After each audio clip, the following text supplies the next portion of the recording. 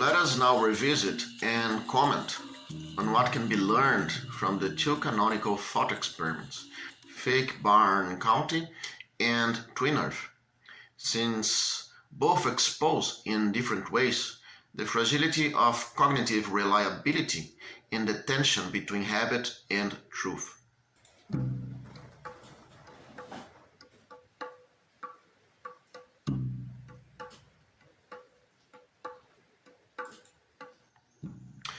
Both experiments depend on the mind's cognitive efficiency in learning from uniformity and pattern association.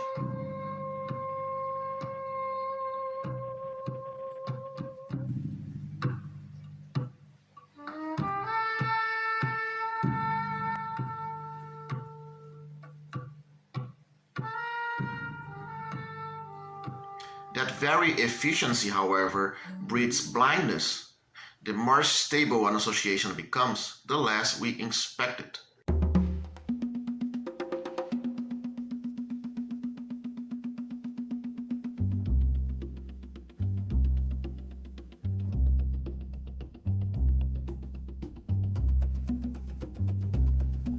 But for now, let us play by their rules. According to the premises of both experiments, the mind's most reliable mappings, the ones that most consistently succeed under normal conditions, are precisely the ones that deceive us when the environment changes.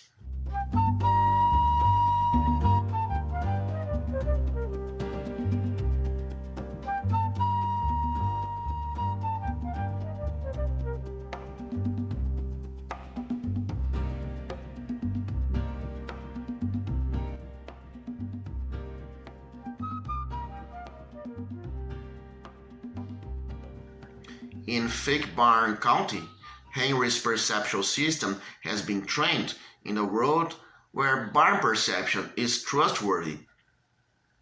In Twin Earth, the same is true for the recognition of water. Our cognitive architecture is built to generalize from reliable regularities. So why should we suddenly believe that the very signals which once guided us now leads us astray?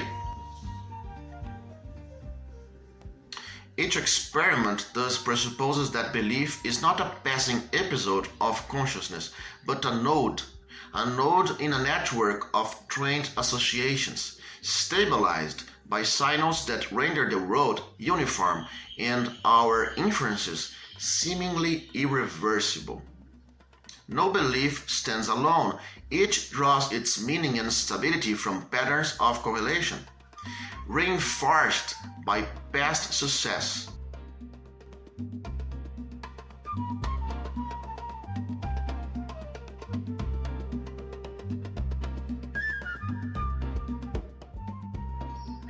Through repetition, the mind learns to treat signs as if they were self-evident. Whenever I see this pattern, it is a barn. Whenever I taste this liquid, it is water. This is what I meant by signals that make the world appear uniform and our inferences irreversible. The mind experiences a false permanence, a felt continuity between sign and referent, that both thought experiments then proceed to rupture.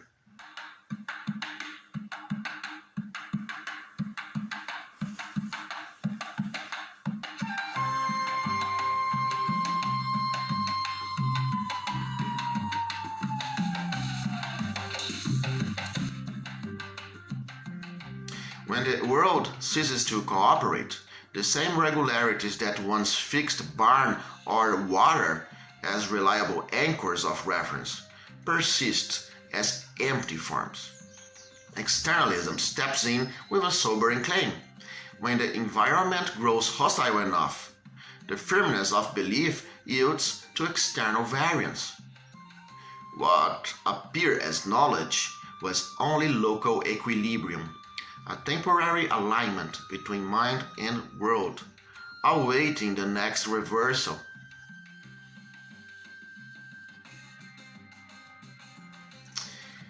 Well, I take no issue with the observation that right and wrong beliefs can share the same propositional content. Both the misled and the informed can hold the same belief. There is a barn, this is water, the sun will rise tomorrow. My concern lies instead with the shift to the external. Externalists promise that the world, by lending its structure to our cognition, can interrupt the circularity of justification. But what kind of help can the world provide if it cannot decisively correct error? If no external ground can universally redeem our uncertainty, then the supposed aid of the world is a mirage. The whole appeal of externalism was that the world could finally break the loop of justification, that it could stop the endless appeal to reasons behind reasons. But if that promise depends on some imagined interface between belief and world, one that's perfectly clear, simple, and capable of tracing every mistaken belief back to its source for revision, then we're chasing a fantasy. For that promise to have substance, externalism would need to posit a belief-world interface so transparent that a single correction could propagate through the entire web of belief, as if learning that water is actually XYZ would automatically revise every past sign trajectory that once linked it to H2O. Because for the world to stabilize us like that, we'd need a direct conduit between reality and thought. Something so clean and transparent that the moment we realize water is actually XYZ, everything else shifts in sync. Our language, our sensory interpretations, our background assumptions, all instantly recalibrated. And that just doesn't seem plausible. Why would we assume such a total, automatic revision is even possible? The fantasy of total synchronized update is nothing other than the third dogma of empiricism in a new disguise. The illusion that scheme and world can be peeled apart and realigned at will from a neutral, godlike standpoint. But Quine already dismantled that illusion. Davidson buried it. There's no interface between scheme and world that can do that kind of work. We're already inside the grammar of the world, not looking at it from the outside. So, in the end, the externalist fares no better than the internalist.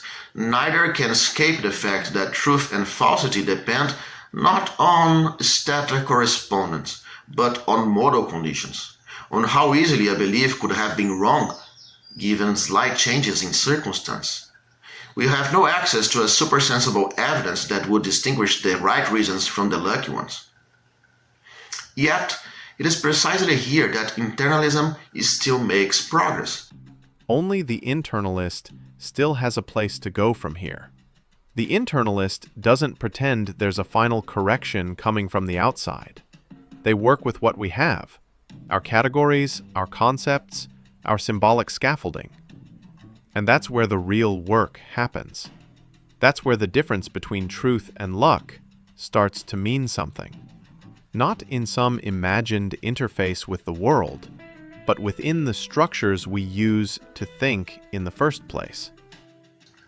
It accepts that no ultimate ground can revise our beliefs across possible worlds. Instead, it treats our conceptual frameworks, our categories, symbolic structures, and inferential norms as the most meaningful site of epistemic regulation. Without categories, as Kant saw, there is blindness. Within them, there is at least reaction. Only by navigating within our own mediations, rather than seeking salvation outside them, can we control how much non-falsity our truth contains. To think within our limits is not defeat, but discipline, the refusal to confuse coincidence with understanding.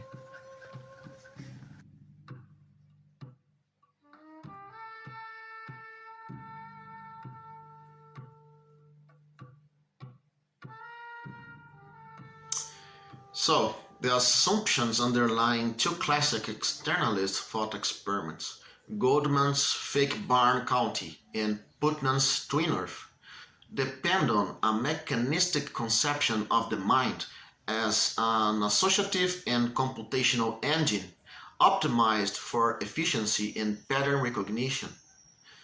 This model presumes that cognition operates through stable mappings or epistemic habits that align truth with environmental regularities.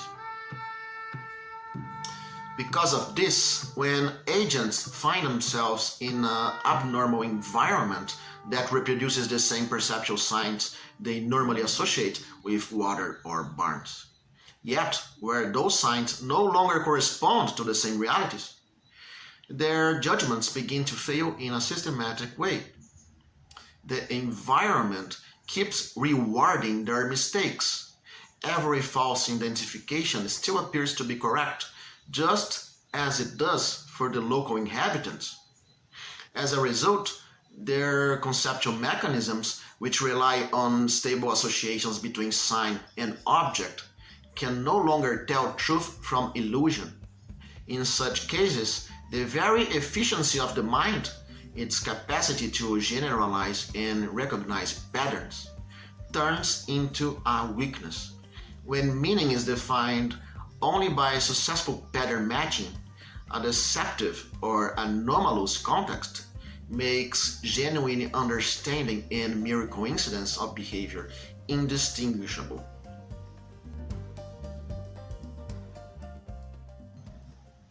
However, if we reject the premise of a mechanically uniform mind, if cognition is not a passive processor of correlations, but a structure capable of reflexive reorganization, then these experiments lose much of their critical force. The mind would not be defenseless when the environment rewards its errors, for its judgments would not depend solely on the stability of external cues. In this alternative view, epistemic success does not rest on environmental matching, but on the internal capacity to revise inferential structures and re-anchor meaning, even under disrupted conditions. Thus, the very surprise that undermines the externalist believer in fake Barn County or Twin Earth becomes, from a more Kantian or internalist perspective, the moment when thought proves its autonomy. It is not the environment that makes cognition true, but the mind's power to reconstruct meaning when regularity fails.